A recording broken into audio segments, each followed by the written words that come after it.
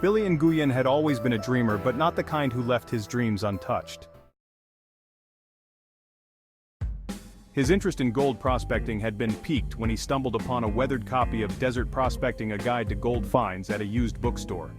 His heart skipped as he read about the history of Arizona's gold rush, specifically about the elusive deposits in the Little Harquahala Mountains. It didn't take long for Billy to make a plan to try his own luck out there.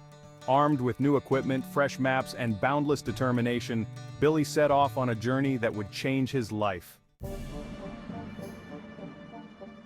After hours of dusty trails and relentless sun, Billy arrived at a dry wash snaking through the mountains, a long-forgotten site that had once yielded whispers of gold.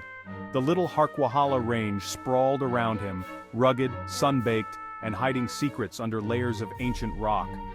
The benches of dry washes, elevated areas where rushing waters of past floods had once left behind rich deposits, were known to hold small pockets of gold. But these pockets weren't easy to find. They required patience, keen eyes, and a bit of intuition. Setting up his camp near an unclaimed section of the wash, Billy double-checked his equipment, running through a checklist of essentials. He had a compact sluice box, a metal detector capable of penetrating rocky terrain, a sturdy shovel, and his prized possession, a high banker, a portable machine with a small pump to help separate gold from sediment. While many new prospectors skipped out on this kind of equipment, Billy knew better. If he wanted to succeed, he needed every advantage he could get. With safety in mind, he wore rugged boots, a wide-brimmed hat, and leather gloves, all of which helped protect against scorpions, rattlesnakes, and the intense desert sun. Billy understood that in these remote mountains, safety wasn't just a concern, it was a necessity. He'd read horror stories of prospectors who'd ventured into Arizona's backcountry unprepared, only to find themselves stranded or worse. But Billy was meticulous. His backpack carried extra water, a first aid kit, a map with GPS coordinates, and a sat phone to call for help if needed. Satisfied that he had what he needed to stay safe, he began his search. As he walked along the wash, Billy's eyes scanned for telltale signs: gravel bars, bends in the wash where the current would have slowed, and pockets behind large rocks where gold flakes and nuggets might have settled. He paused by a bend that looked promising, dropping to his knees to examine the gravel closely. The heat beat down on his back as he panned a small amount of sediment in his portable sluice box, watching the muddy water flow through, hoping for a glint of yellow. Nothing. He tried again, repeating the process with a focused determination.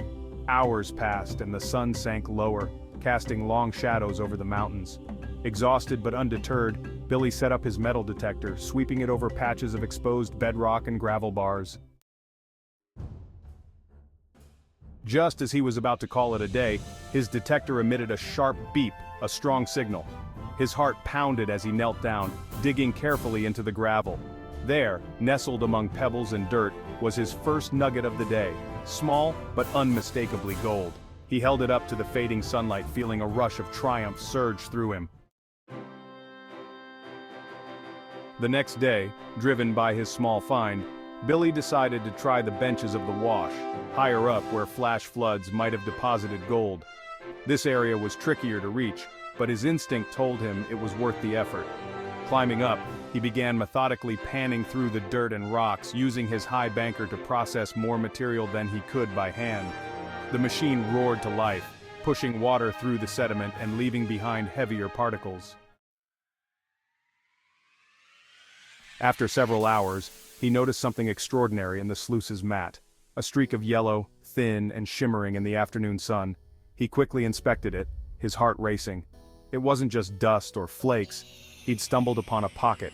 Rich, coarse gold specks littered the mat, each one reflecting his growing excitement. He knew he'd found what prospectors call a pay streak, a rich concentration of gold that could be the start of something incredible. Billy spent the next few days working the area, focusing on different pockets in the bench. Each pan brought more gold, and soon he had amassed a small vial full of nuggets and fine gold.